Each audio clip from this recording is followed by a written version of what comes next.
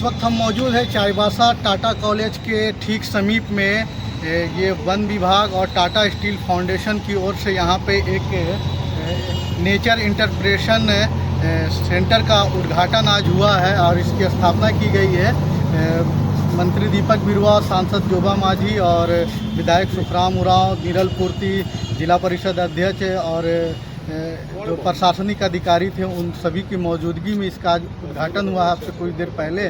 और ये बहुत दर्शनीय स्थल है, बहुत खूबसूरत जगह है।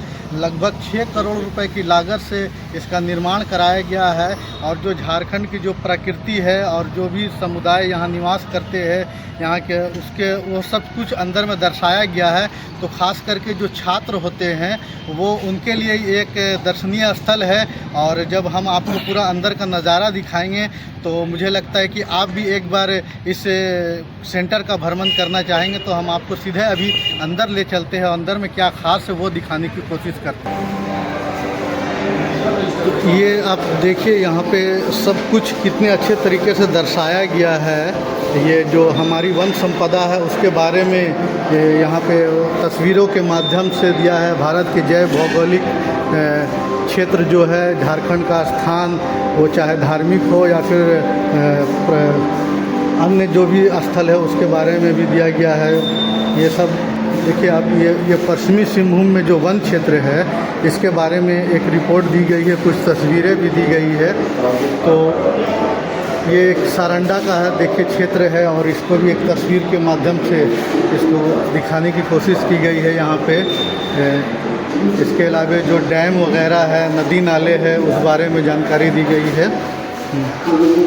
इसके अलावा जो आप यहाँ आएंगे तो आपको ये भी जानकारी मिलेगी कि यहाँ पे जो कुछ भी है वन विभाग और उसके संरक्षण में इसकी क्या भूमिका है, उस बारे में आपको कम से कम यहाँ पर घंटों घूमेंगे तो आपको बहुत कुछ सीखने समझने की जानकारी मिलेगी झारखंड के बारे में। खास करके जो यहाँ पे जो फॉरेस्ट है, जो वन क्षेत्र है, वहाँ पे ये देखिए ये छोटा हाथी ये तरह का एक बनाया गया है।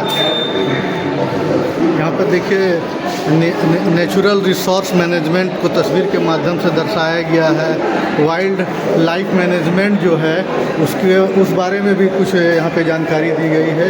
इसके अलावा जो खनन है, इको टूरिज़्म है, ये देखिए इको टूरिज़्म के बारे में जो सारंडा केंद्र है उसके बारे में जानकारी दी गई है। और ये खनन क्षेत्र जो माइंडफुली एरिया है उसके बारे में है। इस तरह से आप यहाँ पे आएंगे और ख़ास करके जब स्कूली बच्चे आएंगे तो उन्हें बहुत कुछ झारखंड और सारंडा हो या पश्चिमी सिंहभूम उसके बारे में जो जल जंगल ज़मीन से जुड़ा जो भी जानकारी है वो आपको प्राप्त होगी।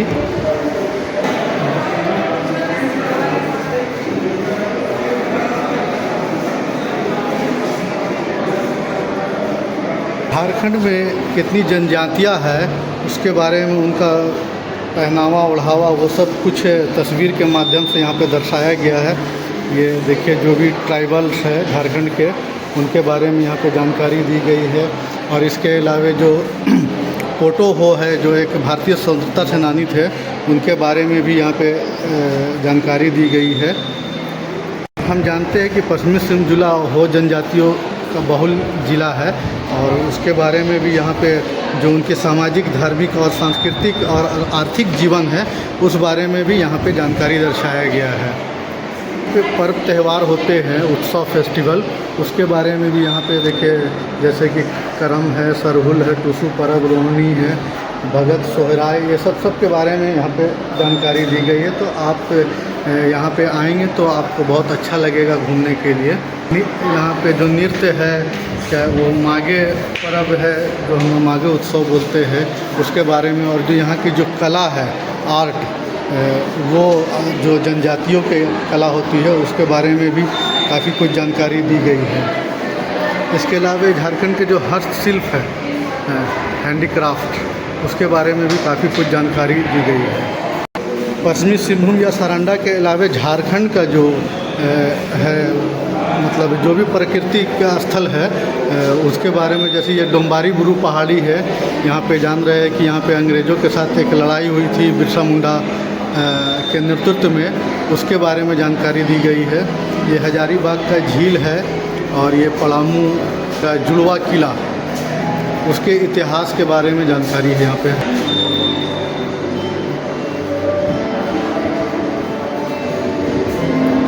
नवरत्नगढ़ कब्र कला, इसको गुफा, जुरासिक युग और झारखंड की विरासत।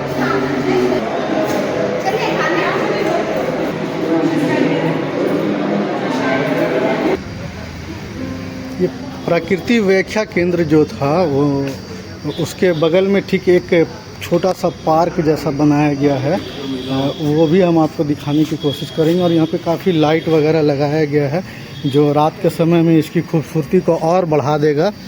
तो यहाँ पे देखिए घूमने के लिए बहुत अच्छा एक जगह है।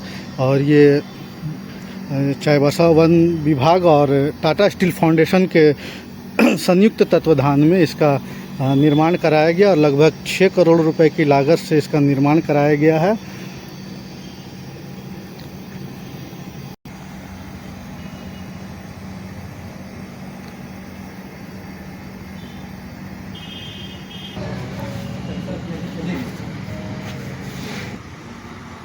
नेचर इंटरप्रिटेशन सेंटर का जो उद्घाटन हुआ है और इसका क्या पर्पस है, इस बारे में जानकारी दे रहे हैं टाटा स्टील के महाप्रबंधक नोवा मुंडी के अतुल कुमार भटनागर। चलिए हम उनसे ही जानने की कोशिश करते हैं।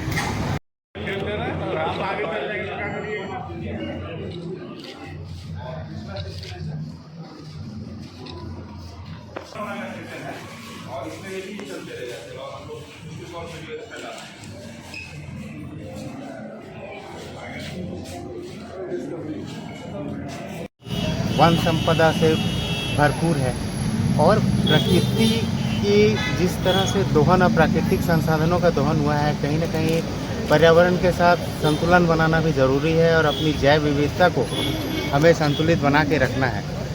तो समय के साथ साथ अपनी आगे की जनरेशन्स को वो सारी चीज़ों के बारे में पता हो कि किस तरह से हमारे पहले समय में जैव विविधता थी और प्राकृतिक संतुलन कैसा था। इसके लिए और प्रकृति की व्याख्या करने के लिए ये केंद्र है जहां लोग आके अपने झारखंड और देश की जैव संपदा के बारे में जान सकते हैं।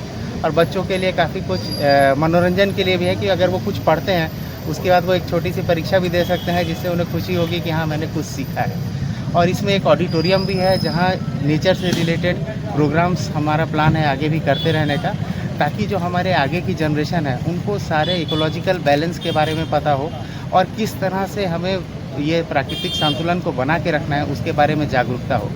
और यही इंश्योर करेगा कि आगे के लोगों को भी वही जैव विविधता मिले जो आज हम सब लोगों ने एक्सपीरियंस की है। यही पर्पस है। सेंटर बनाने का हम लोग का उद्देश्य ये है। हम लोग चूँकि आप सब लोग जानते हैं पूरा जो सिंहभूम रीजन है एक एलिफेंट रिजर्व है, नोटिफाइड एलिफेंट रिजर्व है।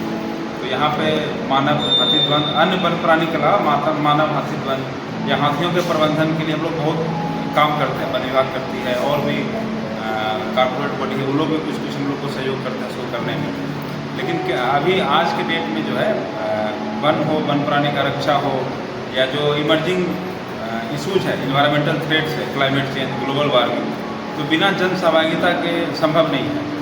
तो हम लोगों ने जन सहभागिता पीपल पार्टिसिपेशन कैसे हो पाएगा, जन सहभागिता कैसे होगा, तो इसके लिए हम लोगों को आम जनों को जागरूक करना होगा कि अभी इन्वायरमेंट पे थ्रेट क्या क्या है, वाइल्ड लाइफ पे क्या थ्रेट है, फॉरेस्ट पे क्या थ्रेट है।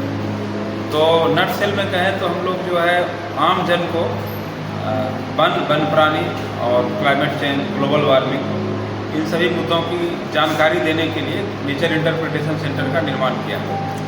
इस नेचर इंटरप्रिटेशन सेंटर में एक तो सेंटर डायरोमा है जिसमें आपको flora fauna, biodiversity, origin of life, origin of earth और ट्राइबल लाइफ, ट्राइबल कल्चर से लेके क्लाइमेट चेंज, कार्बन सिंक या मेरीन पोल्यूशन, डिफरेंट आस्पेक्ट जो है हमारा डे टू डे लाइफ का, वो इसमें डिपिक्ट किया गया इस डायरोमा में। इसके अलावा एक थिएटर है जिसमें हम लोग स्कूल के बच्चों को डॉक्यूमेंट्रीज वगैरह दिखाएंगे जो forest, wild life, climate change से रिलेटेड होगा। तो इससे हम आशा करते हैं कि जो आम जनमानस है, जो बच्चे हैं वो लोग क्लाइमेट चेंज के प्रति सेंसिटाइज हो जाएंगे और उससे हम लोग जो वन प्राणी या क्लाइमेट चेंज के प्रति जो काम कर रहे हैं उससे व्यापक जन सहभागिता मिलेगी। तो उससे अगर हम किसी भी काम को अगर सहभागी तरीके से करें, पीपल पार्टिसिपेशन से करें, तो उसका जो रिजल्ट होता है मैक्सिमम होता है। तो हम लोग उसी उद्देश्य को पूरा करने के लिए हम लोग इसका निर्माण किए हैं और इसका निर्माण वन प्राणी प्रबंधन योजना अंतर्गत किया गया है और इसमें जो टाटा स्टील नोवा मुंडी है उनके वित्तीय सहयोग से हम लोग बनाए हैं। अभी तो कुछ दिन निःशुल्क रहेगा, फिर फुटफॉल देखेंगे और हम लोग इसका 10 रुपया भी टिकटिंग का निर्णय लिए हैं। और जो स्कूल कॉलेज के बच्चे होंगे, अगर स्कूल के बच्चे पूरे एक ग्रुप में आएंगे और स्कूल के टीचर अगर हम लोग से रिक्वेस्ट करेंगे तो वैसे बच्चों का फ्री रहेगा और जो खुद ही घूमने आएंगे तो उनको 10 रुपया लगेगा और वन समिति का यहाँ पे फ्री है, उसका कोई टिकट नहीं है।